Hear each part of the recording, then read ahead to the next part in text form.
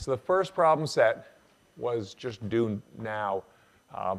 Any of you who had issues logging on or submitting it, come and talk to me after class or write me an email or something. Just want to make sure everybody gets settled. I will try to get the second problem set up in the near future to be due a week from today. All right. Back to issues of the world of rotation as viewed in the context of seesaws. Where I left off, more or less last time, was with the idea that if you put one rider on a seesaw, and I thought that this is a better choice of a seesaw because you can really see the rotation. I hope you can see that this is a seesaw except there's no ground underneath, so we can get the full rotation if we want to. If you put one rider on the seesaw rotates, starts rotating and ends up dumping the rider on the ground. So that happens.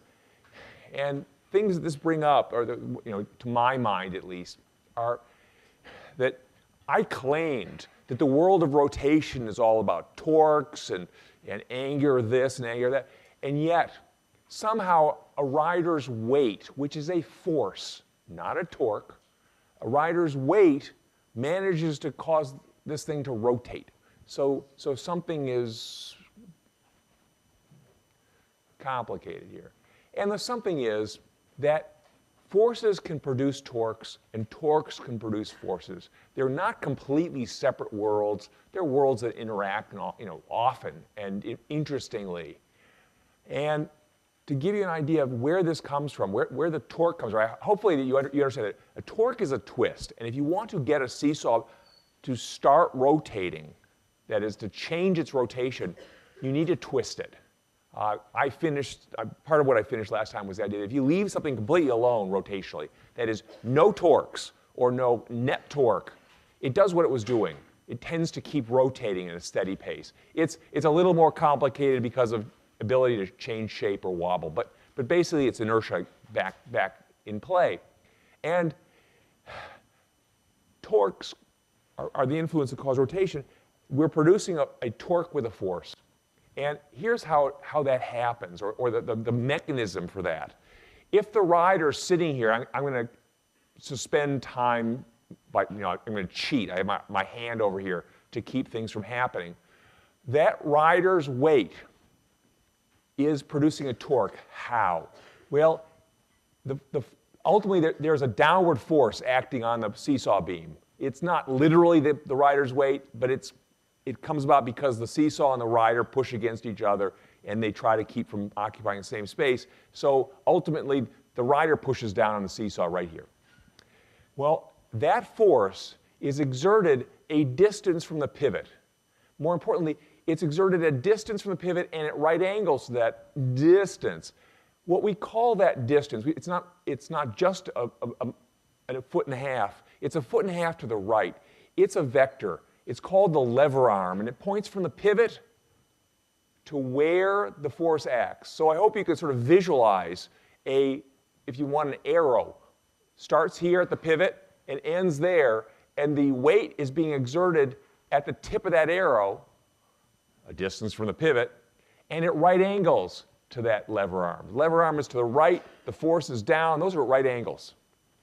And that situation where a force is exerted at a lever arm from a pivot produces a torque. How much torque? It's the force times the length of the lever arm, taking into account the angles, which is messy. But if they're right angles, it's easy. The force times that distance, that's all it is. So it's a force times the distance. That has units of force times distance, as in Newton meters. Newton meters showed up before in a completely different context as the way you do work. So Newton meter is the unit of work. Oddly, it's also the unit of torque, but the meaning is different. For those of you who have ever worked with like wrenches, particularly a torque wrench for tightening or loosening bolts and nuts, it reports to you how hard you are twisting, and if it's a metric torque wrench, it will report that torque in Newton meters. That's how hard you're twisting. And how do you produce a 1 Newton meter of torque? You go 1 meter of lever arm away from the nut and push with 1 Newton of force. Newton meter. Simple. It turns out you can use different relationships between force and torque, force and distance. You could also go 1/2 meter away from the center and just push twice as hard. It's the same effect. This is the world of levers. Surely you've dealt with levers whether you thought about them or not, but if you want to produce a torque to make something happen, which is what levers do, you go a distance away from the pivot. More about that in a minute. You go a distance away from the pivot to create a lever arm, and you push at right angles to the lever arm to get the maximum torque you can produce there, and it's the force times the distance that matters. So as you make the lever longer and longer and longer, you can use a gentler and gentler force to produce the torque that you had in mind. And this is the notion which Greek came up with, this idea that if you have a lever long enough, you can move the world. The idea is as the lever gets longer, you can produce a large torque with it, even with a gentle force. Public service announcement things is sometimes if you're trying to pull out a rusty bolt or loosen a rusty nut, the short little El Cheapo dollar store wrench may not help you. You want a longer wrench. You can twist harder with it, given the limitations of how hard you can push. So that's producing a torque with a force. A few more thoughts about this, the angle issue. My familiar, at least to me, context in which to talk about producing a torque with a force involves opening or closing a door. And it's in the book, but I'll walk through it again. If you come to a door, knock, knock, knock, anybody home? Okay, I want to open the door. To make that door open, you want to get it started rotating. So you want to exert a torque on it. And I should point out just the last pieces of this particular view graph. When you exert a torque on something and it's not experiencing any other torque, what's the consequence of your torque? Well, it changes its rotation. It undergoes angular acceleration. I should point that out. That if you twist the door, if you manage to twist the door or twist anything, I'll twist this, it stops being inertial. You are exposing it to the influence that causes changes in rotation, specifically an angular acceleration. So if I twist it, it goes from angular velocity 0 to angular velocity 90 degrees, maybe 180 degrees per second away from us. So I exerted a torque on it. I caused angular acceleration. It changed its angular velocity from nothing to this, whatever this value is. You okay with angular acceleration? Questions about it? It has an inertia that fights my twist. That makes it hard for me for it to undergo angular acceleration. That I call rotational mass. If instead of this little stick here, I were trying to twist some huge thing, I don't know, a giant board, I would exert the same torque on it. It would not undergo as large an angular acceleration. It would fight me more. So this has got a certain rotational mass. We'll talk about that later. But angular acceleration is caused by a torque, and it's opposed by a rotational mass. Okay? Back to the door. So you walk up to the door, and you want to open it. You have to cause angular acceleration because it's sitting there, angular velocity 0, and you say it's going to open away from me. You want to make angular acceleration upward using the right-hand rule, if you recall that thing. So I need a torque that's upward because angular acceleration occurs in the direction of the torque. How do I do that? Well, I could, in principle, grab the pivot here. The pivot lies along the hinges. Here are the hinges. And I could twist it like that, but that's not normally easy to do. So instead, this is the center of rotation is somewhere along here. I go a lever arm away over where the doorknob is. So there's a lever arm pointing from where the rotation is to where I'm going to push. And I push at right angles, and it opens, right? It picks up speed rotationally and goes away from me. And we're good, I'm in there. Of course, the door is a cheap modern door. It opens easily because it's got very little rotational mass. If it's an antique solid wood with steel all over it, the door to a castle. You push same torque, produced a much slower angular acceleration. All right. What if I had never seen a door before and I try ineffectual ways to open it? For example, I push right at the hinges. And you've done this by accident once in a while yourself when you're not quite sure which side of the door has the hinges. You push on the hinge side. Nothing happens. Why? Because there's no lever arm. You're pushing, but because you're pushing right at the pivot, there's no lever to work with. It's the equivalent of doing this. Not much action. You can't push the hinges. Another possibility is go over to the other side of the door where the doorknob is and push the doorknob toward the hinges or away from the hinges. Neither approach works. Why? Because you're exerting a force and there is a lever arm, but your force is aligned along the lever arm. It's parallel or anti-parallel to the lever arm. So another way to not exert a torque on a seesaw is you go to a lever arm, and down here it is, and push up toward the pivots. The lever arm is down. If I push along the pivot, along the lever arm this way, no luck. If I pull down, no luck. I have to go at right angles to it, or something like right angles, and there's geometry in all this finally. If I go at right angles and push the same hardness, angular acceleration, things work. The question about a lever idea, this idea that you're producing a torque and that you're producing it with a force, and what matters is the lever arm and the direction of the force. Okay, so when you put one rider on a seesaw that's approximately horizontal, they certainly do produce a torque on it.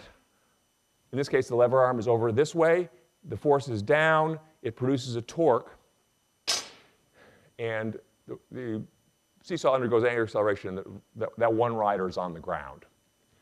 Of course, if the second rider, if the rider had gotten the other side of the seesaw, that side would have descended. The seesaw actually, in these two cases, rotated in opposite directions. In the first case, I can do it more so you can see it over here. If I put the rider on this side and let go, it undergoes angular acceleration toward you. If I go instead to the right side of the seesaw and do this, it undergoes angular acceleration away from you. The point of this then is the torque that you produce with a force has a direction to it. And there's a right-hand rule for this too. When you're over here, you go out the lever arm and point in the direction of the force, your thumb. Lever arm to force, your thumb points in the direction of the torque. In this case, toward you. In this case, lever arm, force, away from you. The directions, mostly I hope you can just get, your intuition will guide you. The right-hand rule is, it's all very nice, and if you were doing this for a living, fine, you can know the right-hand rule, but you're not doing it for a living, just understand that the two seesaw riders, in this case, if you put two of them on there, they both exert torques on the seesaw, but in opposite directions. One of them, the one on the left, is going to exert a torque toward you. The other one, the one on the right, is going to exert a torque away from you. And if I'd done it right, put them at the right distance, and you can see why distance matters because it's the lever arm after all. If you put them at just the proper distances from one another, from the pivot, their torque sum to zero.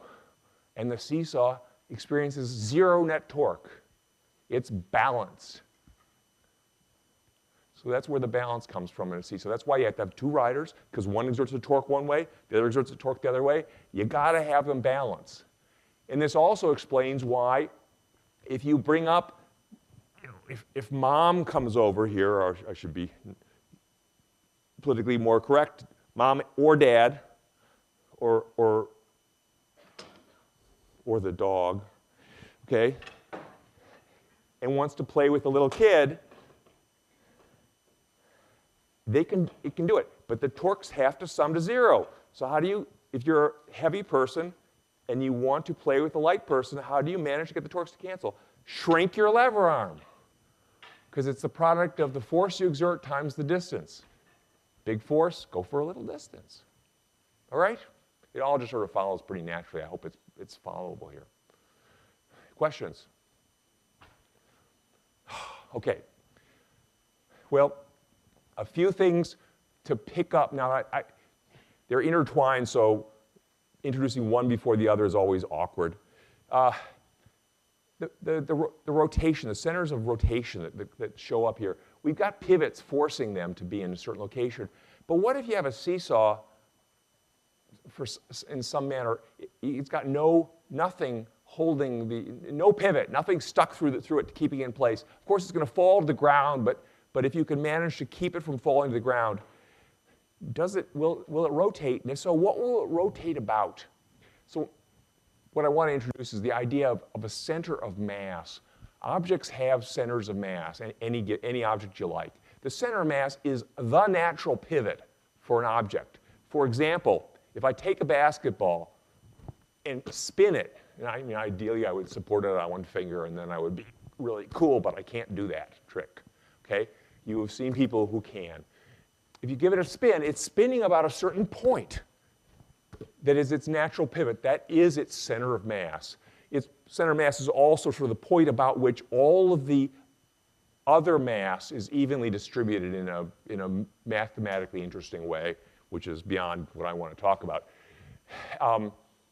So that is the point when everything's going and moving, even in the absence of gravity. If I were out in deep space and did this, the ball could hover in space, spinning merrily about one special point, its center of mass. So center of mass, it's all about mass. It's the central point of mass. Again, nothing to do with gravity. Okay? I should point out that centers of mass are typically in the middle of something. There are objects in which there's no there where the center of mass is. For example, horseshoe, the U-shaped thing. I wish I had a horseshoe. If I could spin it, it would spin about a point that you can actually put your fingers in. The center of mass is located in the middle of the U, where you can touch it. There's no horseshoe there. It's just that is the balance point, the center point. That's okay. The other thing is that if an object has the mass distributed funny, so that most of the mass is in one side, that natural pivot point is going to be over there near that one side, and that's the point of this crazy ball. This ball has a water-filled, it's not very full anymore, I could fill it up, but it leaks. But it's okay, it's a beach ball, except that it's got a lot of water over on this side. Therefore, the center of mass is mostly here, and that is its natural pivot. So when I throw this guy up spinning, it wobbles about that center of mass, because that's its favorite natural pivot. Is that okay? So you can have fun with centers of mass. Center of mass. There's another interesting center that objects have, and that is the place where their effective weight is located. We talk about the weight of the rider. The rider has a weight. The rider, in turn, pushes on the seesaw with a force equal in amount to that rider's weight. So where's the rider's weight located? Well, it's kind of fuzzy, because every part of you or any rider has its own weight. My fingers have their own weight. My head has its own weight. But they all together act effectively at one location. That's called the center of gravity. So the center of gravity of an object is the effective location of its weight for most practical purposes. And a point in which that matters is, just to illustrate this, is if you think of the two riders on the seesaw right now,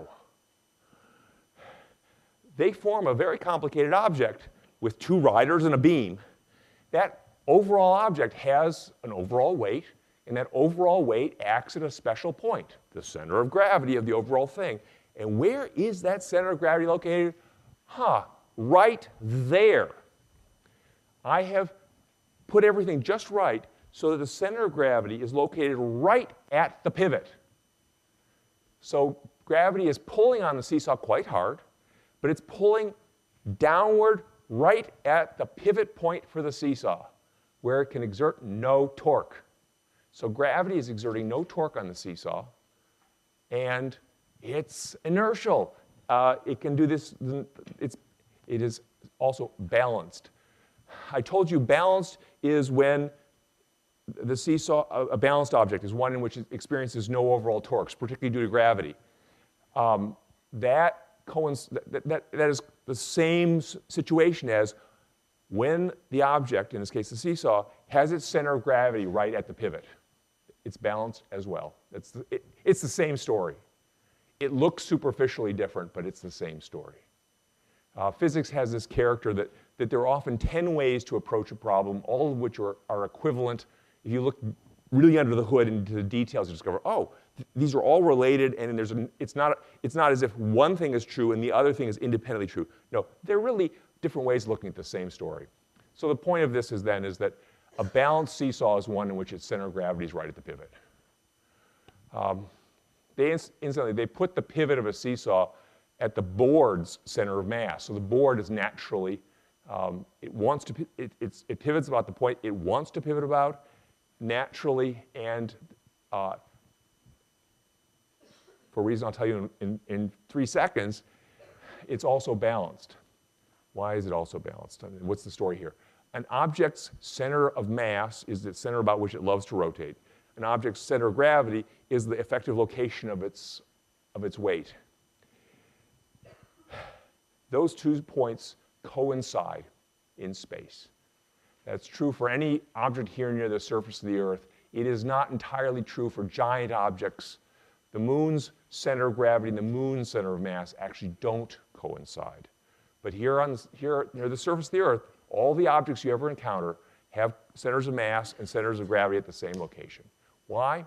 It's because of the original observation that every kilogram of mass develops 9.8 newtons of weight. So if this rider here, which happens to be a kilogram, this rider weighs 9.8 newtons, that rider weighs 9.8 newtons. And the beam, all the kilograms of mass in the beam develop 9.8 newtons of weight.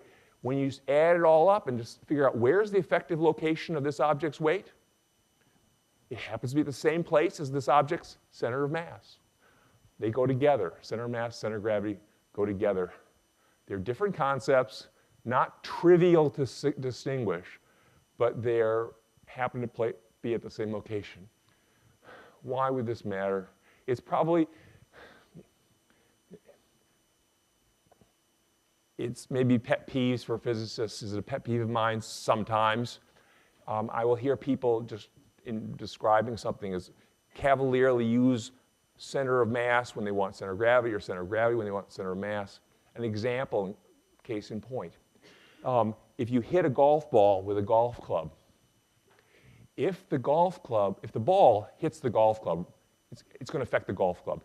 If the ball hits the golf club right at its natural pivot point, its center of mass, it will exert no torque, no lever arm, no torque on the golf club about its center mass, and the golf club will just merrily continue on as though nothing, well, not as though nothing happened, but it will not twist. It will not undergo angular acceleration. So if you hit a golf ball with the center of mass of a club, any club, pick your sport. You can hit a ball with a object. If you use the center of mass, if you have the ball hit right at the center of mass, or a little more complicated than that, but right there, it doesn't twist the club. You okay with that? No torque about its natural pivot. No angular acceleration. But I've heard people describe it as hitting the ball with the center of gravity of the club. And technically, it's the same location. But it's not a gravity story at all. The impact between the ball and the club is going to twist the club if you're off, whether there's gravity or not. It's not a gravity problem. It's an inertia problem. So they're different. Do I care a lot about it? Probably once in a while. If and when you look at old exams, you'll find occasionally I'll ask you, so is this a center of gravity or center of mass story? Hope you can see that there's a difference. Any questions about the differences or things that are on your mind? All right. I covered a lot of the territory here. Let me just point out that there is a Newton's second law of rotation, just as there was one for translation. I didn't use the word translation in it because that was early in the class, so who cares? Now I'm identifying it as a rotational one. That if an object is experiencing net torque, it's going to undergo angular acceleration. How much? Well, it depends on its rotational mass. The more rotational mass it has, the less angular acceleration will occur. So the cause is net torque, the resistance is rotational mass, and the result, the effect that occurs, is angular acceleration, change in the rotational motion. Okay? And yeah. What else? Just as an illustration of this sort of thing. So there's mini-me. Come on. Mini-me's a little dated. I used to have hair that wasn't gray. I made mini-me for a television show about football, and the issue is this, that mini-me can undergo angular acceleration if you twist mini-me, right? You can change its rotation. But you want to do that by bumping into mini-me, as in like a flying tackle of some sort on a football field. And the question here is to make mini-me undergo clockwise angular acceleration. That is this way, which is, in physicist language, is angular acceleration away from you. That's the right-hand rule. To make mini-me undergo that kind of angular acceleration, where do you knock mini-me? Where do you tackle him? Four different choices. How about get the top of his head toward his feet? How many think that one? No one went for that one. And the problem with hitting him on the top of his head toward his feet is, yep, you can exert a force up there, but it's parallel to the lever arm. There's the pivot. Lever arm's like this. Don't hit parallel, well, it's anti-parallel to the lever arm. No torque. Okay. How about the top of his head toward your right? Well, majority going for this already. That works. If you hit up high here, so you tackle him high, I think this is probably a penalty, but okay. So you do that. It's lever arms up, force is to the right. That's a rotation away from us. That's what we want. So answer, problem solved. How many think it's C? Yeah, right. Okay. If you go in the middle of his body toward the right, there's no distance involved. So the lever arm, regardless of the direction and stuff, there's just no lever arm at all. Useless. The last one is the side of his feet toward your right. This causes the angular acceleration the wrong way. It's a torque, yeah, but it's a torque in the wrong direction. It's toward you instead of away from you. A point to see in this is that if you run into people, whether you're playing a game or not, depending on where you hit them, they undergo angular acceleration in various different directions. If you hit them dead center, they undergo no angular acceleration. You're pushing right along a short lever arm here, no effect. If you hit somebody low, they undergo angular acceleration that way. If you hit them high, they undergo angular acceleration the other way. It all just follows out of simple rotational mechanical physics. Is that okay? Questions? I mean, for the show, we were looking at various tackles, and you'd see the low tackle, the person would go spinning like this. High tackle, they would go like this. Anyway, it was fun while it lasted. Okay. I've done that. Oops, come back here. A little bit about rotational mass. And that is, rotational mass is not entirely independent of normal mass. It's not like an object can have any old mass and any old rotational mass. They're connected, and they're connected in the same way that rotations can be described in terms of translations and vice versa. So if you look at something like this, a stick, I've been playing with these last time. A stick like this, as I try to rotate it back and forth about a pivot that is my hand. So we're not using its natural pivot, we're forcing the pivot to be my hand. In this case, all the portions of mass in the stick contribute to the rotational mass of the stick. And it turns out that the rotational mass of the stick does depend on its mass. It's proportional to the total mass of this stick. Two sticks side by side identical would be twice the rotational mass.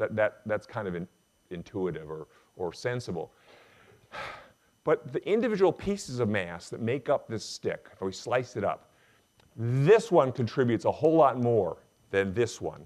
The ones near my hand, they don't do very much when I rock this back and forth rotationally. So these guys don't contribute much. Whereas these guys up here, whoa, they're doing a lot of acceleration. So they contribute a lot to the overall rotational mass of this stick. And it turns out that each little piece, its contribution to rotational mass is proportional to, well, its mass, but also the square of its distance from the pivot.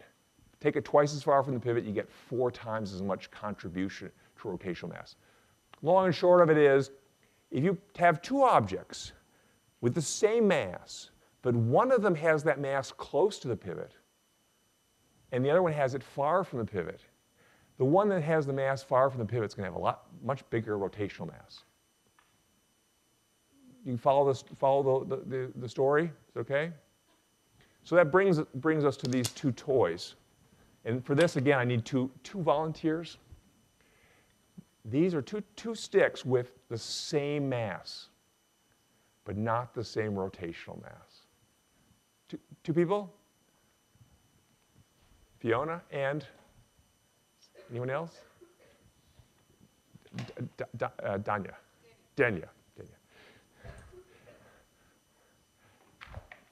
All right. So a first thing to do is each of you hold both of them for a second, just so you can be sure that they have the same mass. And you know that, in principle, you know by shaking them, but in practice, you can just sort of weigh them. You're okay with them being the same mass? Yeah, I suppose. Okay. Hold them in the middle of their length. And when I say to go, try to rotationally rock them back and forth as fast as you can, which is a way of measuring their rotational masses, how hard they fight you. Okay? Ready? Get set? Go.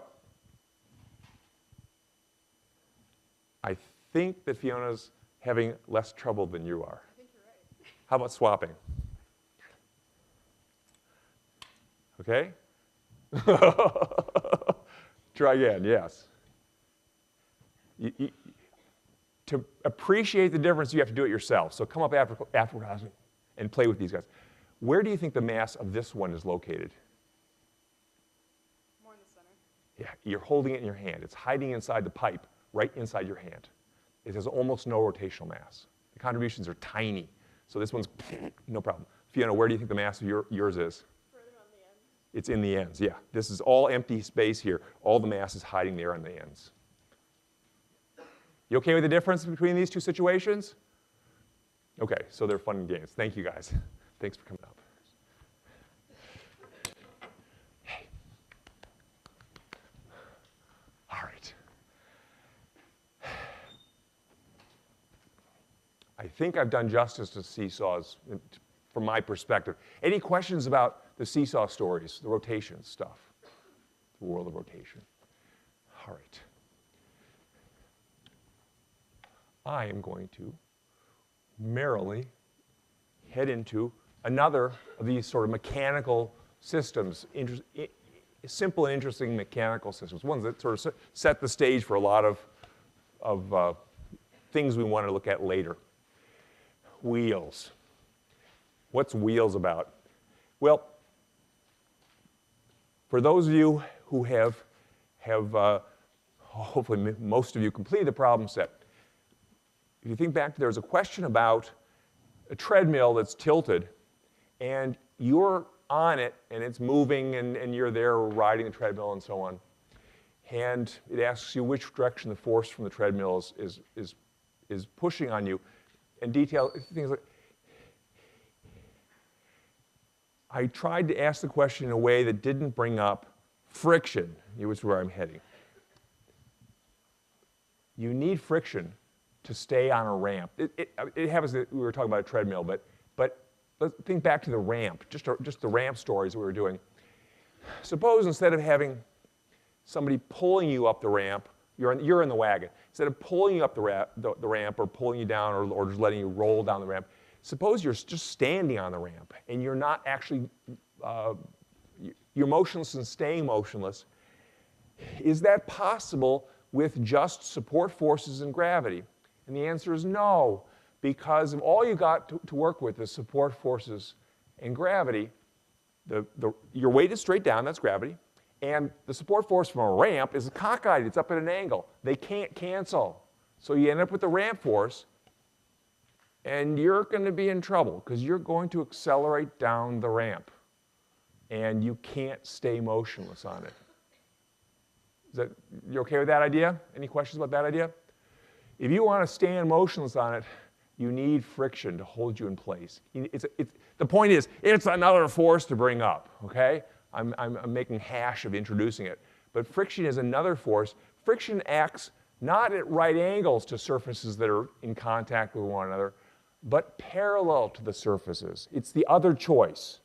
So if the support force from the table is straight up, as in perpendicular to the table, which is horizontal, frictional forces are horizontal. They're along the table. Okay? If you don't have them on a ramp, you're in trouble. You're going to slide down it. Yeah. All right. So wheels is to a significant extent the story of friction and how to set it aside in ways that allow you to do things, for example, drive a car. So the first question here is typically, it's not a hard question.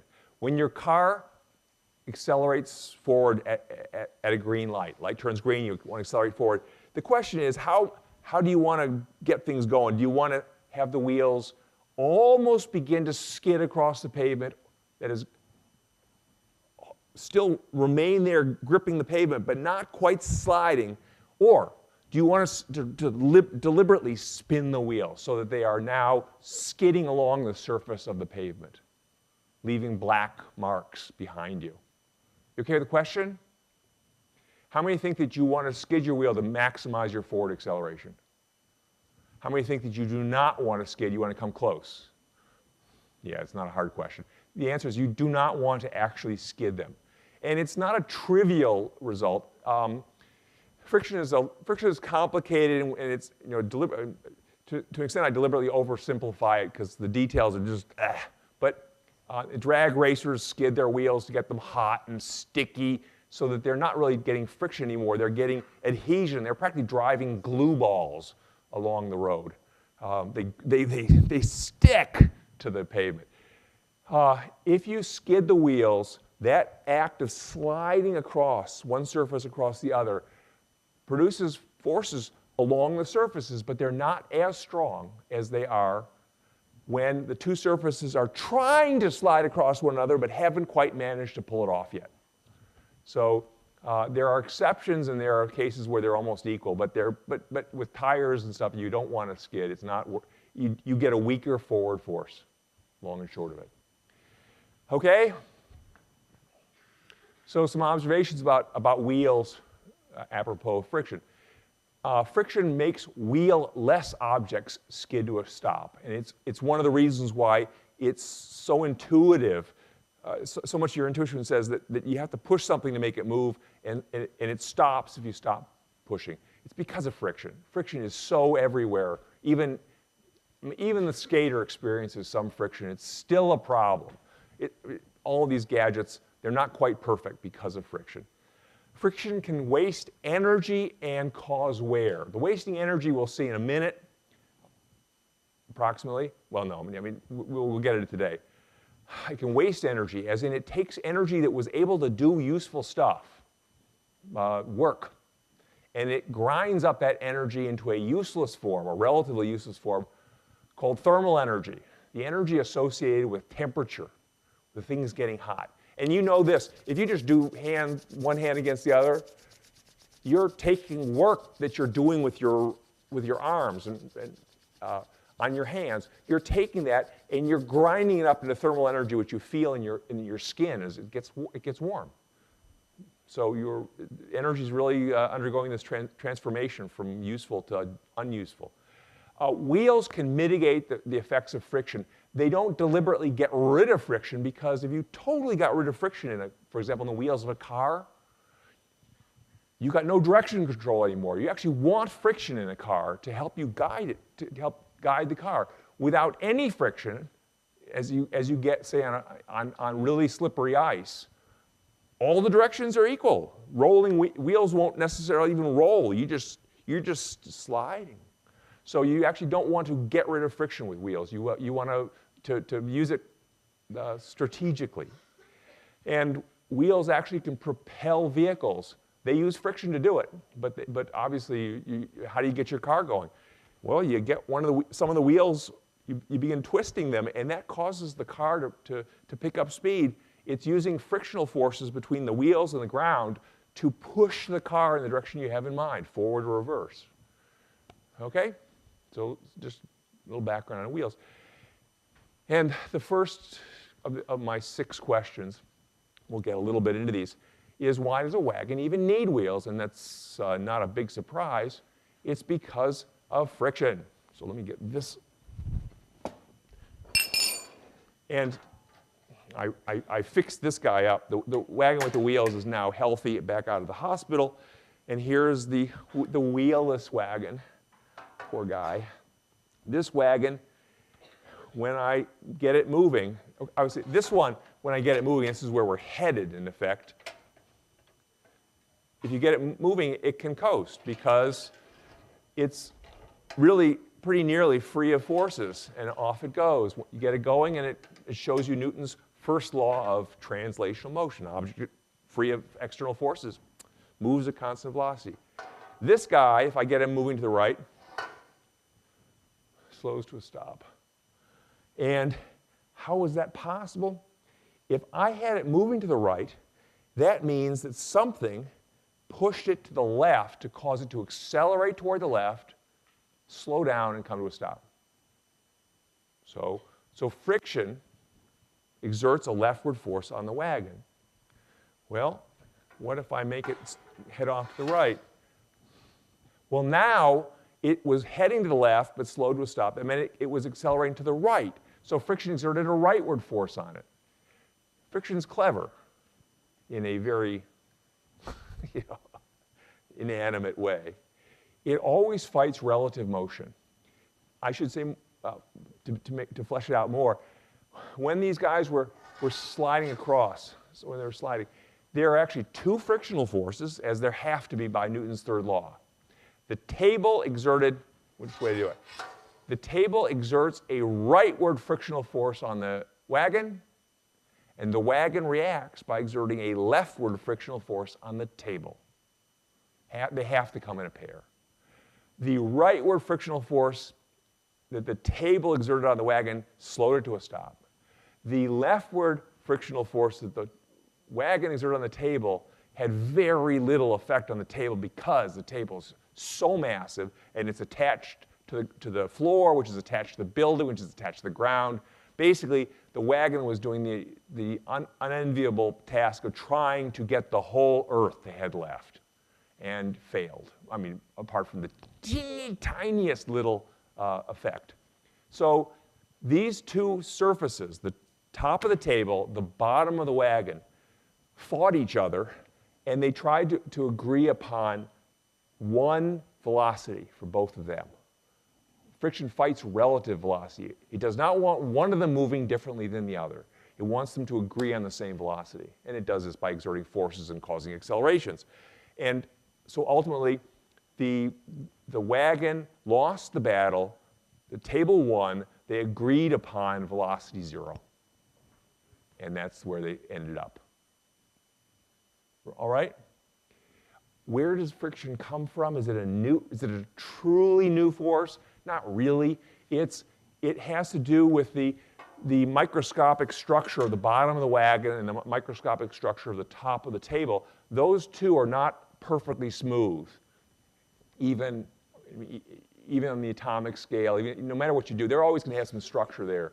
And it's even more complicated than that, but they're always going to have some structure. And so there are collisions in there that are effectively support force related, the overlap of atom type problems that they hate.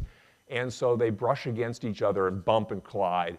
And the result is that they push on each other horizontally in this case, along the surfaces. Yeah, Daniel. What? Why does in space? Why don't things stop? Why don't they keep going? Because there is no friction in space to the extent that space is truly empty. It isn't, but it's pretty close. So around the Earth, near the Earth, the things that are in orbit, they keep going. Their path is actually bent by gravity, so they don't go in straight, they go in a circle, but they keep going, or ellipses. They keep going for years and years and years, but not forever. So that all that stuff, all that space junk that's up there, satellites and pieces of, it will eventually come falling down to Earth because it is gradually slowing down. What's it hitting? It's hitting the atoms and molecules that happen to be up. There are a few of them up in space, and that bumping is effectively a friction effect and brings stuff down. So some of these satellites, there's one famous one right now, a Chinese satellite that's failing. It failed completely. It's going to come down sometime this year, and nobody knows where, which is kind of exciting. And it will hit land. This happens periodically, where you have one of these really good-sized chunks coming down. It's slowing down. Why is it going to come down at all? It's because of these frictional effects. Gradually bring it to a stop. If you go out into intergalactic space, so leave the solar system, go out into where there's just almost things will. Their gravity there is extremely weak. So for all practical purposes, we could say it's zero, and some object will go straight and true, in principle, forever. Not quite. There's still atoms. They're like there's like one here, one there, or pieces of atoms. And hitting those, it's a little frictional effect. It's a little bit of slowing. So you'll lose a little speed. It might take 100 million years, but you slow down a little bit. Is that okay? Yeah, getting friction-free down here on Earth is very tricky. People are working on this, like the maglev trains, magnetically levitated trains, and things related to that are sort of in progress. The U.S. doesn't have, to my knowledge, any maglev trains going, but some of the other countries do. This is getting rid of friction, so they can coast almost perfectly. No touch, nothing's touching. You're floating on magnets. It's a little complicated, but getting rid of friction, it turns out to be. I'm not sure what the Hyperloop. How do they suspend the Hyperloop trains?